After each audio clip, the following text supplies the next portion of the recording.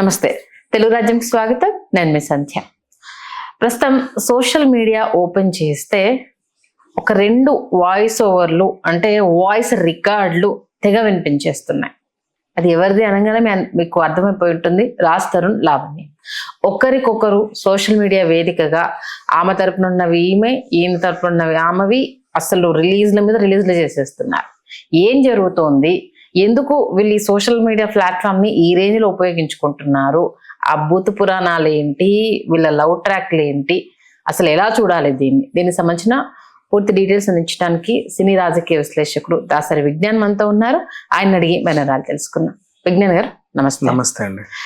నిజంగా అంటే ఇద్దరి వ్యక్తిగత జీవితం యాక్చువల్ గా మీడియాకి ఎక్కడంతో ఇది ఎంత రచ్చరంబోలు అవుతుందో, దీంట్లో శేఖర్ పాషా ఇన్వాల్వ్ అవ్వడము, లావణ్య శేఖర్ పాషా, ఇప్పుడు రాజ్ తరుణ్ లావణ్య పోయి లావణ్య శేఖర్ పాషా అనేది రావడము, ఈ నేపథ్యంలో ఈ ఆడియో లీక్లు, ఈయన క్యారెక్టర్ ఇది, వీడి క్యారెక్టర్ ఇది, వీళ్ళు బ్రాహ్మణ్స్, ఆయన నాన్ వెజ్ తింటున్న వాళ్ళ ఫాదర్ ఫొటోస్ రిలీజ్ చేయడము, నిజంగా పెంట అనిపిస్తుంది. అసలు ఏం జరుగుతుంది? కంప్లీట్ క్రోనలాజికల్ ఆర్డర్ లో వీళ్ళ ఫస్ట్ నుంచి స్టెప్ బై స్టెప్ తీసుకుంటే, అనుకోకుండా నార్సింగి పోలీస్ స్టేషన్ లో ఒక ఆమె కంప్లైంట్ ఇచ్చింది. నన్ను 11 సంవత్సరాలుగా వాడుకొని నన్ను పెళ్లి చేసుకుంటానని నమ్మించి మోసం చేసి రోడ్డు మీద వదిలేశాడు, నాకు న్యాయం చేయండి. సరే, న్యాయం చేస్తాం. నెక్స్ట్ మరి అడగొచ్చు కదా న్యాయం ఆయన అంటే, అడిగితే చంపేస్తానని బెదిరిస్తున్నారండి, నాకు ప్రాణహాని కూడా ఉంది అని చెప్పి ఇంకో కంప్లైంట్ ఇచ్చింది. వీళ్ళు కట్ చేస్తే ఎవరా అని చెప్తే రాజ్ తరుణ్. అందరు కలిసి రాజ్ తరుణ్ దగ్గరికి వెళ్ళారు. రాజ్ తరుణ్ ఇలా నీ మీద కంప్లైంట్ వచ్చింది, నువ్వు ఏదైనా వివరణ ఇచ్చుకుంటావా అని. అవును, మేమిద్దరం లివింగ్ లో ఉంది నిజమే. హైదరాబాద్కి వచ్చిన కొత్తలో నేను జేబు చూసుకునేవాడిని, పర్సు చూసుకునేవాడిని, కడుపు చూసుకునేవాడిని. ఆ టైంలో అద్దంలో మొహం చూసుకోవడానికి అక్కడ డబ్బులు లేవు. ఈమె కొంచెం హెల్ప్ చేసింది. సరే అని చెప్పేసి, అంటే మా ఫ్యామిలీ ఫ్రెండ్, మా ఇంట్లో వాళ్ళకు కూడా బాగా తెలుసు, వాళ్ళ తమ్ముడు నాకు మంచి ఫ్రెండే. స్టార్టింగ్లో నాకు బాగా హెల్ప్ చేసింది. ఆమె వల్లే నేను ఈరోజు ఇలా ఉన్నాను. తర్వాత నేను ఎదగడం స్టార్ట్ అయింది. ఆమెమో అలవాటు ప్రకారంగా డ్రగ్స్కి బానిస అయింది. సో వద్దు, ఇది మంచి పద్ధతి కాదని చెప్పాను, కానీ వినలా. ఫస్ట్ 3 years బాగున్నప్పుడు పెళ్లి చేసుకుందామని కూడా అనుకున్నా. తర్వాత ఈమె బుద్ధి చెడింది. నెక్స్ట్ డ్రగ్స్కి అలవాటు పడ్డ తర్వాత ఈమె పిచ్చిగా ప్రవర్తించేది. నాకు అది నచ్చేది కాదు. నాకు మంద అలవాటు ఉంది, సిగరెట్ అలవాటు ఉంది, కానీ అలాంటి వాటికి నేను పోలా. నీకు కావాల్సిన మత్తి ఇక్కడ దొరుకుతుంది కదా, ఇంకా అంత మత్తి ఎందుకు అని అడిగినా కూడా ఆమె రెచ్చిపోతుంది. కాబట్టి కొంచెం దూరం పెట్టాను. అప్పటికి మాకు విల్లా వచ్చింది. నేను అంటే ఈమెను పంపించలే, ఎందుకంటే ఒకప్పుడు నాకు నీడనిచ్చింది ఈవిడే. అలానే ఇప్పుడు ఈవెన్ ఏదో చేసింది కదా అని వదిలేస్తే ఎలా బతుకుద్దో ఏంటో. దాని గురించి నాకు బాగా తెలుసు.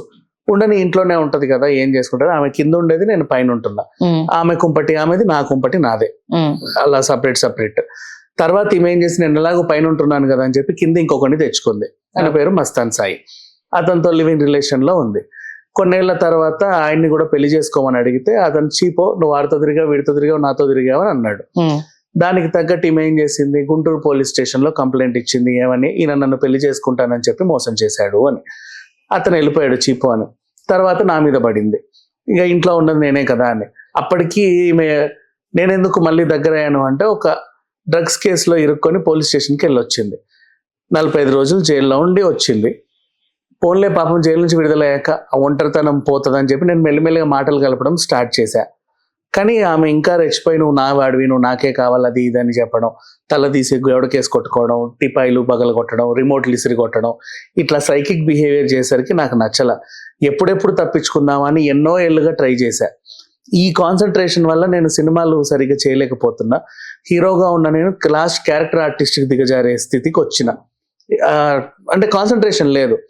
అడప అప్పుడో సినిమా రిలీజ్ అయినా సరే నా పర్ఫార్మెన్స్ మీద నెగిటివ్ కామెంట్లు వస్తున్నాయి. ఎందుకంటే నేను మనసు పెట్టి చేయలేకపోతున్నా. ఇక్కడ నుంచి తప్పించుకుంటేనన్నా నా కెరీర్ బాగుంటది అనుకొని కొంతమంది ఫ్రెండ్స్ సలహాలు తీసుకుంటే ఏం చెప్పారు, స్లోగా తప్పించుకునే ప్రయత్నం చెయ్యి అని చెప్పారు. ఒక్కసారిగా బయటకు వచ్చినా కూడా ఏదో అయిపోద్ది. సో మెల్లిమెల్లిగా నేను చేసే ప్రయత్నాలు ఈమెకు తెలిసిపోయాయి. తెలిసి ఏం చేసింది, నేనేదో చేశానని చెప్పేసి పోలీస్ స్టేషన్లో కంప్లైంట్ ఇచ్చింది. అప్పటికి 3 నెలల క్రితం నేను ఇంట్లోకి వెళ్ళి బయటకు వచ్చేసా. ఈమె డబ్బులు అడుగుతుంది, 20,000 అడిగింది. నేను అది కూడా ఇవ్వాల. లాస్ట్కి ఆమెకు ఒళ్ళు మండి కేసు పెట్టింది. ఇక్కడ 20,000 దగ్గర కొంచెం అహమడ్డ వచ్చింది. ఓన్లీ 20,000 అక్కడ ఆ టైంలో చివరికి 20,000 అడిగినా కూడా నాకు ఇవ్వట్లేదు, నువ్వు ఇంకేంటి అని చెప్పి అహమడ్డ వచ్చి, ఉండు నీ సంగతి చెప్తా, నేను రోడ్డుకి ఈడుస్తా అన్నట్లుగా ఈవిడ డిసైడ్ అయిపోయింది. ఎక్కడ ఈ మహం దెబ్బతినింది అంటే జైలుకి వెళ్ళొచ్చిందండి అంటే ఆమెను అనడం, ఓహో నేను జైలుకి వెళ్ళొచ్చాను అంత చీప్గా చూస్తున్నావా, నిన్ను కూడా నేను ఏదో ఒక రోజు జైల్లో పెట్టిస్తా, కనీసం వారమన్నా నువ్వు జైల్లో ఉంటే కానీ నా అహం చల్లారదు. ఈవిడ వెర్షన్. నెక్స్ట్ ఈమె ఏం చేసింది, ఎలిగేషన్స్ పాస్, ఈయనకి చాలా మందితో అఫైర్ ఉందని చెప్పి ఫస్ట్ మాల్వి మల్హోత్రాని లాగింది. మాల్వి మల్హోత్రా ఈమెతో తిరగబడ్ర స్వామి సినిమా చేసింది.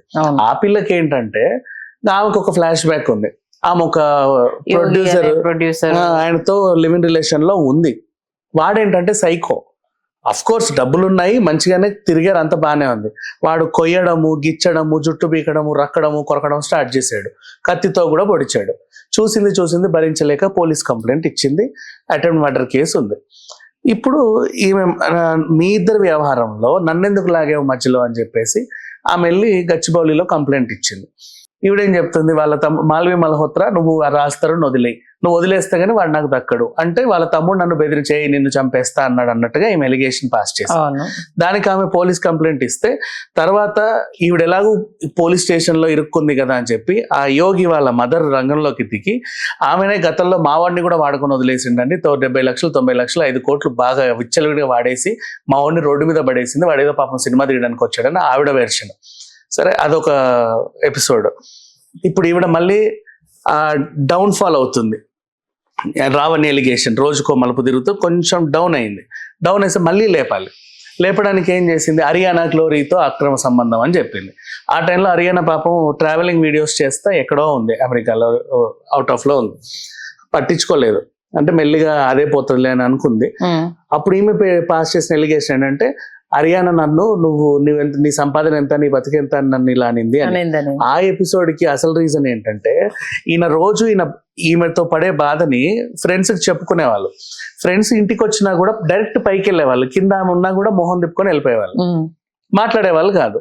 పైకి కిందికి ఎప్పుడు ఆయన ఏం చేస్తున్నావు. హరియానాకి ఏంటంటే కొంచెం ఆరాలు ఎక్కువ, కొంచెం అంటే మనోళ్ళు కొంచెం క్లోజ్ అయ్యారు అని తెలిస్తే నిత్యం వాళ్ళు ఏదైనా బాధలో ఉంటే 1కి 10 సార్లు పలకరించే మనిషి అనమాట. కొంచెం ఆదస్తం కూడా ఎక్కువే ఆ టైప్. అంటే మంచిదే, అంటే ఎక్కువ కేర్ తీసుకుంటారు. ఇలా తరచూ అయ్యప్ప ఏమైనా చేసుకుంటాడేమో, అంత ఉన్నాడు రాస్తారు, మన కళ్ళ ముందే ఎదిగాడు, ఇట్లా ఉన్నాడు ఏంటి అని చెప్పి తరచూ చేరా బాగున్నావా, ఏంటి కథ, తిన్నావా, అలాంటివి చూసేది. రోజు వచ్చిపోవడం, ఇద్దరు కలిసి వెళ్ళడం. ఈమె చూసి ఏమైనా నువ్వు డబ్బుల కోసమే కదా రాస్తారంతో తిరుగుతున్నావా అని ఒకసారి అనింది.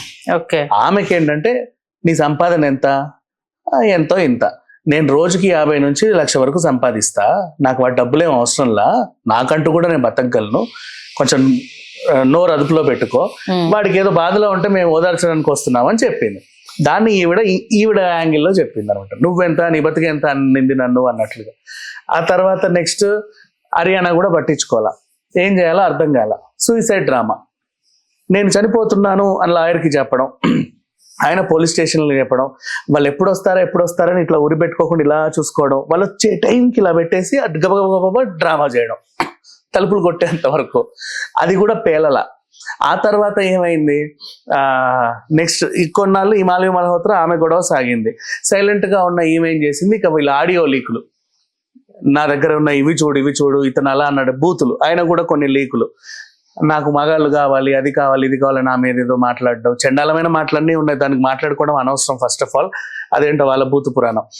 ఇక ఆడియో లీకులు చేసుకుంటా ఉంటే అనుకోకుండా మధ్యలో శేఖర్ భాష ఎంటర్ అయ్యాడు, వాళ్ళ ఫ్రెండ్ కాబట్టి, అంటే మేబీ దగ్గరుండి చూశాడు కాబట్టి ఆయన ఎంటర్ అయితే ఈమె ఏంటి ఇటు టార్గెట్ చేసింది. నేను రాస్తానని టార్గెట్ చేసి వాడు సైలెంట్ గా ఉంటే ఈయన మళ్ళీ లైమ్ లైట్ లోకి వచ్చి నా మీద ఏదో చేస్తున్నాడు కదా అని ఇటు టార్గెట్ చేసింది. ఒకనొక విషయంలో విజ్ఞాన్ దాస్ అని కూడా టార్గెట్ చేసింది. నిన్నే నన్ను మా స్టూడియోకి వచ్చి ఇంటర్వ్యూ ఇచ్చింది, ఆయన నెంబర్ కనుక్కోండి నన్ను ఎందుకు ఇలా చేస్తున్నాడు అని కూడా నేను.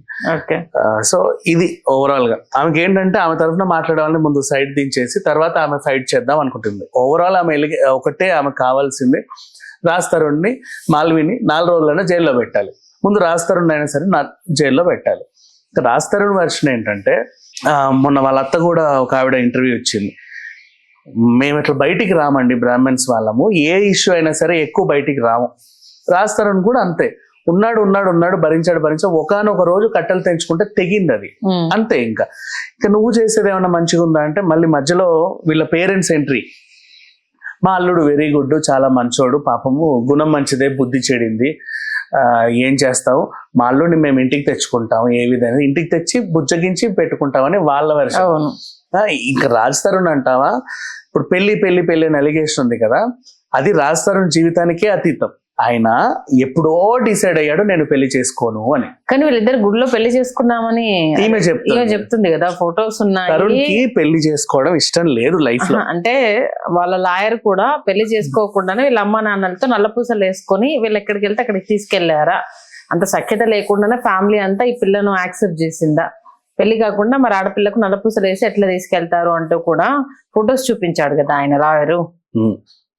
వీళ్ళ వెర్షన్ ఏంటంటే యాక్చువల్ గా ఆమెకు పెళ్లి అవ్వాల ఇతనితో రాజ్ తరుణ్కి పెళ్లి చేసుకోవడం ఇష్టం లేదు. ఈమె వేసుకున్న నల్ల పూసల్ని మీరు మళ్ళీ ఒకటిసారి గమనించండి, తాలిబొట్టు నల్ల పూసలు. ఆయన పెళ్లి చేసుకోవడం ఇష్టం లేదు, రీసెంట్ స్టేట్మెంట్ కదా ఒక. ఇది ఆయన రీసెంట్ ఈ ఇష్యూ అయింది కాబట్టి మనకు తెలుసు. ఓకే, ఎప్పుడో రాస్తారు, మీరు పాత ఇంటర్వ్యూలు చూడండి. ఈ ఇష్యూ రాకముందే వేరే ఇంటర్వ్యూలో అంటే ఈమె పోలీస్ స్టేషన్ లో కేసు పెట్టక ముందు ఆయన ట్వీట్ ద్వారాను తెలియజేశాడు. పాత ఇంటర్వ్యూస్ లో దీని గురించి అంటే ఇది అయిపోయిన తర్వాత మేబీ అందరూ సెర్చ్ చేయడం స్టార్ట్ చేస్తారేమో కానీ, అంటే ఈ విషయం డిస్కషన్ రావడానికి రీజన్ అయితే రాస్తారని ఒక ట్వీట్ చేశాడు. ఆ ట్వీట్ ద్వారా నాకు పెళ్లి ఇష్టం లేదు, చేసుకోవాలన్న ఉద్దేశం లేదు అని అంటే వెంటనే యంగ్ హీరో సెన్సేషనల్ డెసిషన్ అని చెప్పేసి అని అదొకటి వచ్చింది. అప్పుడు ఆయనకు అసలు పెళ్ళంటే ఇష్టం లేదు, కుటుంబంలో ఎప్పుడో చెప్పాడు, వాళ్ళ అమ్మ నాన్న దగ్గర కూడా ఎప్పుడో చెప్పాడు నేను పెళ్లి చేసుకున్నా, నాకు ఇష్టం లేదు అంతే, నన్ను ఇలా ఉండనివ్వండి ఒంటరిగా, నా బ్రతికేది నేను బ్రతికేస్తా అనుకోకుండా లివింగ్ లో ఉన్నాడు ఆ పిల్లతో. అది కాస్త వీళ్ళిద్దరు కుటుంబంలో వాళ్ళు కూడా తెలిసిన వాళ్ళే కాబట్టి కలిసి తిరిగారు. నల్లపూసల విషయానికి వస్తే అమీర్పేటలో వచ్చిన డిజైనర్ నెక్లెస్ అది తప్ప తాళి నల్లపూసలు కాదు. 1-4 సార్లు మళ్ళీ చూడండి, ఒక లాకెట్ ఉంటది, నల్ల పూసలు ఉంటాయి, డిజైన్ 4 పూసలు ఇటు 4 పూసలు అటు ఉంటాయి. ఆ ఒక్క ఫోటోని తీసుకొచ్చి చూడండి నల్ల పూసలు అని చెప్పి లాయర్ ఏదో చేస్తున్నాడు. మళ్ళీ 2 సార్లు అబార్షన్ అని చెప్పేసి అదేదో పెద్ద ఇదిలాగా చెప్పాడు. ఏమీ లేదు, కలిసి తిరిగిన రోజుల్లో స్టార్టింగ్ 3 ఏళ్లలో ఏదో అయ్యింది, పిల్స్ వేసుకొని తీసుకున్నారు. కానీ లా లాంగ్వేజ్ లో అబార్షన్ అంటే దానికి ఒక వెయిటేజ్ వస్తుంది కదా అని చెప్పి అలా తీసుకెళ్లారు. ఇప్పుడు మొత్తం రాజతరుణ్ సైలెంట్ గా ఉన్నాడు, ఆయన తరఫున వాళ్ళు సైలెంట్ గా ఉన్నారు. ఇది ఎటు పోవట్ల. లావణ్యం కావాల్సింది డబ్బు, దీన్ని ఎంత వెయిటింగ్ చేస్తే అంత వస్తుంది, 10, 20, 15 ఎంతో కొంతకి సెటిల్ చేసుకుందాం అనేసి అనుకుంటుంది. దానికి తగ్గట్టుగానే ఈ లాయర్ కూడా హెల్ప్ చేస్తున్నాడు. మధ్యలో ఇదిగో వస్తుంది అదిగో వస్తుంది, ఎట్లా వాడు సైలెంట్ అయ్యాడు కదా అనే టైంలో ఈ శేఖర్ పాషా ఎంటర్ అయ్యి మళ్ళీ దీన్ని అలీల్ చేసరికి ఇతన్ని అటాక్ చేయడం స్టార్ట్ చేసింది. అంత మించి ఇంకేం లేదు. అంటే శేఖర్ పాషా ఎందుకు ఈ రేంజ్ లో టార్గెట్ చేస్తున్నారు? ఆ అబ్బాయికి మరి అంటే ఇప్పుడు చూసాడు కొన్ని విషయాలు దగ్గరగా మనకు తెలుసు, తెలిసినా కూడా ఇంకోలాగా పోర్ట్రే అవుతుంటే కొంతమంది భరించలేక కూడా బయటకు వస్తారు అంతే. అంటే ఒకటి ఈ లావణ్య చేసిన ఎలిగేషన్ ఏంటంటే ఆయన పెయిడ్ ఆర్టిస్ట్ బిగ్ బాస్ కి వెళ్ళడం కోసం ట్రై చేస్తున్నాడు, నా విషయాన్ని రేపు వాడు వెళ్తే మాత్రం నా వల్లే వాడు వెళ్తున్నట్టు అంటూ కూడా స్టేట్మెంట్ పాస్ చేసి నీ వెళ్ళని తప్పేంటి, నీ వల్ల వెళ్తున్నాడు, నష్టమేం లేదు. నెక్స్ట్ ఇంకొకటి, లావణ్య అనే క్యాండిడేట్ ఇప్పుడు ఈ ఇష్యూ ద్వారా మనకు అందరు తెలుసు, కానీ శేఖర్ భాష ఎప్పటి నుంచో తెలుసు కదా, వరల్డ్ రికార్డ్ ఉంది కదా ఆయన పేరు మీద, అందరికీ సుపరిచితాను. ఇప్పుడు ఆర్జేలు విజేలు ఎంతమంది వెళ్ళలేదు బిగ్ బాస్ కి, ఆ కోటలో ఆయన వెళ్ళినా కూడా తప్పేం లేదు. టైంకి ఇష్యూ జరిగింది అంటే లావణ్య వల్ల ఆయన వెళ్తున్నాడు అంటే సరే నీ అకౌంట్లో వేసుకో, తప్పే ఉంది, నష్టమే ఉంది. కొంచెం తెలియజెప్పావు కదా నలుగురికి, ప్రాబ్లం ఏం లేదు, వెళ్తే వెళ్ళనివ్వండి. ఆయనకి ఇప్పుడు లావణ్య వల్లే శేఖర్ భాష ఏమి ఫేమస్ కాదు కదా, మనకి లావణ్య ఎప్పుడు ఈ 10 రోజుల నుంచి తెలుసు, అంతకుముందు అసలు ఎవరో కూడా తెలియదు, ఆమె కూడా తెలియదు ఆమె ఎవరో. మరి అది ఓకే. అంటే ఇప్పుడు లాస్ట్ 3 months వరకు అంటే ఈమె ఇష్యూ కానంత వరకు అంటే 3 months వరకు కూడా వీళ్ళిద్దరు కలిసే ఉన్నారా? అయితే అప్పటి వరకు కలిసి ఉన్నారా అంటే ఒక ఇంట్లో ఉన్నారు, కలిసి లేరు. అయితే ఈయనకి ప్రాబ్లం ఏంటంటే యాక్చువల్ గా ఈవిడ డ్రగ్స్ కేసులో జైలుకి వెళ్ళినప్పుడు ఎప్పుడు బాగా ఇదైందంటే పలానా లావణ్య డ్రగ్స్ కేసులో దొరికింది అని ఎవరు చెప్పలా. రాజ్ తరుణ్ ప్రేయసి అనేసరికి రాజ్ తరుణ్ కూడా డ్రగ్స్ తీసుకుంటాడా, ఇంట్లో వీళ్ళు ఇట్లా చేసుకునే వాళ్ళ. డ్రగ్స్ అనేది ఒకటి ట్యాగ్ పడిందంటే ఆర్టిస్ట్ కోలుకోవడం చాలా కష్టం. ముమైత్కైనా సరే, మన చార్మికైనా సరే, నవదీప్కైనా సరే, అసలు డ్రగ్ అంటే చాలు వీళ్ళ మొహాలు, అంటే ఆ వార్త వస్తే చాలు వీళ్ళ ఫేస్ లో వేసేస్తున్నారు. ఈవెన్ ఒక షోలో కూడా మన ఆర్టిస్ట్ నందకిషోర్, మన గీతా మాధురి హస్బెండ్ నందు, ఏడ్చేశాడు. ఎలిగేషన్ మా మీద పాస్ చేశారు, అది లైఫ్ లాంగ్ ఉంటుంది. అది మేము లేము అని తెలిసిన తర్వాత అదే రేంజ్ లో దాన్ని ఎందుకు పోర్ట్రేట్ చేయలేకపోయారు, మా ఫ్యామిలీలో మేము ఎంత సఫర్ అవుతాము అనేది అసలు ఎందుకు ఆలోచించట్లని చాలా ఎమోషనల్. మొన్న రీసెంట్లీ హేమ ఇష్యూ, ఆమె ఏం చేసింది, నేను ఇక్కడ లేను హైదరాబాద్ నన్ను ఎందుకు చెప్పిందంటే, ఈజీగా ఒక లేడీ ఆర్టిస్ట్ మీద ఎలిగేషన్ పాస్ అయితే వెంటనే ఇంత వైరల్ అవుతుంది అని చెప్పేసి డ్యామేజ్ కంట్రోల్ చేయడానికి ఒక చిన్న అబద్ధం చెప్పింది. Only for damage control. అదే పెద్ద డ్యామేజ్, అదే ఇంకా డ్యామేజ్ అయ్యింది. ఆవిడ అండ్ నెక్స్ట్ సరే ఆమె దొరికింది అన్నావు, మొన్న ఆమెకు నెగిటివ్ వచ్చింది, ఎందుకు చెప్పాలా? అది అసలు కనీసం బయటకు కూడా రాలేదు. అసలు నలుగురు మాట్లాడితే తప్ప తెలియలా. ఇప్పుడు కూడా అంతే. వాళ్ళు ఆవిడ వెళ్ళి మా అసోసియేషన్ దగ్గరికి వెళ్ళేసి, ఇదిగో నాకు నెగిటివ్ వచ్చింది, మీరు అసలు ఏ విచారణ లేకుండా నా మీద మీరు ఎలా కార్డ్ ని తీసేస్తారు అంటూ తను వెళ్ళి, దానికంటూ వాళ్ళే ఒక బైలా పెట్టుకున్నారు. ముందు షోకాజ్ నోటీసులు ఇవ్వాలి, దానికి వాళ్ళ ఎక్స్ప్లెనేషన్ నచ్చకపోతే అప్పుడు సస్పెండ్ చేయాలి. నువ్వు అసలు నోటీసులు ఇవ్వాల, ఎక్స్ప్లెనేషన్ కూడా వినలా, సో ఇమీడియట్ గా సస్పెండ్ ఎలా చేస్తావు అని ఆవిడ ఫైట్ చేసింది అంతే. సో మోస్ట్లీ ఆర్టిస్ట్లకు ఇలా డ్యామేజ్ అవుతుంది, అందుకని చెప్పేసి రాజ్ తరుణ్ ఏమనుకున్నాడు, డ్రగ్ అనే ట్యాగ్ పడిందంటే డ్యామేజ్ ఎక్కువ ఉంటది, దాన్ని కంట్రోల్ చేసుకునేలాగా ప్రయత్నించాడు. బట్ ఆ టైంలో డౌన్ఫాల్, సినిమాలు సరిగా ఆడకపోవడం ఇన్ సెన్స్ ఇతనికి కూడా మనసు పెట్టి చేయడానికి రోజు ఇంట్లో ఒక టార్చర్, ఏం చేస్తాడు తనైనా సరే అలా. మరి లాయర్ 700 ఎవిడెన్స్ ఉన్నాయి బీర్ బాటిల్ తో కొట్టారు అనేసి అని, ఈయన చేసిన టార్చరు, ఈ అమ్మాయిని కావాలనే నెగిటివ్ గా పోర్ట్రేట్ చేసిన విధానము అంటూ కూడా మీడియాకు రావడం జరిగింది. ఆయన పని ఏం చేసుకున్నాడు, అదే పనిగా రోజుకి వచ్చి కొట్టి చంపాలంటే ఎంతసేపు. అండ్ నెక్స్ట్ అన్ని సార్లు 700 సార్లు తన్నులు తింటా ఇప్పుడు ఎందుకు వచ్చింది బయటికి, వాడి ఇంట్లోకి వెళ్ళిపోగానే మాల్వి మల్హోత్రా వచ్చింది కాబట్టి బయటకు వచ్చాను చెప్పేది అదే కదా. ఎప్పుడు నెక్స్ట్ ఇంకో గోల్హోత్రా వస్తుంది, ఇంకా 1000 దెబ్బలు తింటూ అలాగే ఉంటావా? ఛాన్స్ లేదు. ఇలాంటివన్నీ ఎలా నమ్ముతారండి? ఇప్పుడు మస్తాన్ సాయి వచ్చేసి మా దగ్గరే ఉన్నాడు అంటూ కూడా మొన్న రీసెంట్ ఒక టీవీ షోలో, అంటే అదే రోజు మన శేఖర్ భాష వీళ్ళు అడిగే క్వశ్చన్స్ కి ఆన్సర్ చేయలేక బయటకు వచ్చేసాడు అనేసి మస్తాన్ సాయి గురించి చెప్తున్నారు. ఇక మస్తాన్ సాయి మా దగ్గరికి వచ్చేసి తన వాంగ్మూలాన్ని ఇచ్చాడు వచ్చిన ఎలిగేషన్ కి సంబంధించి, మరి దీనికి ఏమంటారు అంటూ లాయర్ దిలీప్ శంకర్ ఒక కామెంట్ చేయడం జరిగింది. లాయర్ దిలీప్ శంకర్ అనే ఆయన మంచి కేసు దొరికింది టైంకి ఫేమస్ అవ్వడానికి. ఓకే రైట్, ఇలావన్నీ అడ్డు పెట్టుకొని దిలీప్ శంకర ఓ ఏదో అంతకుముందు వేరే రాజకీయాల ఇష్యూతో కొంచెం ఉండిలేనట్టుగా ఉన్న మనిషి ఈ ఇష్యూ ద్వారా 24 గంటలు టీవీలో ఉండి దీన్ని ఏదో రకంగా ఈ కేసు వల్ల ఫేమస్ అవ్వడానికి చూస్తున్నాడు, ఆ వెయిటేజ్ కోసం. అంటే ఇప్పుడు ఏంటి, నెక్స్ట్ ఏదన్నా మళ్ళీ సెలబ్రిటీ ఇట్లాంటి కేసులు వస్తే ఫస్ట్ ఆప్షన్ దిలీప్ శంకర్, మన దిలీప్ శంకర్ ఉన్నారు కదా అనాలన్నమాట. దానికోసం హీస్ ట్రయింగ్ ఎ లాట్. ఈయన డిటెక్టివ్ కంటే ఎక్కువ ఇన్వెస్టిగేషన్లు చేస్తున్నాడు. యాక్చువల్ లాయర్ కూర్చుంటే వాళ్ళందరూ వచ్చి ఏదో చెప్తే సర్లే నేను చూస్తాలే అని అనాలి. ఈయన డిటెక్టివ్ కంటే నెక్స్ట్ లెవెల్లో వెళ్ళి అందరినీ క్యారెక్టర్లను కలవడం, వాళ్ళ చేత చెప్పించడం, ఇంకేవేవో చెప్పించడం, దాన్ని తీసుకొచ్చి ఇక్కడ ప్రెజెంట్ చేయడం, ఇలాంటివన్నీ చేస్తున్నాడు.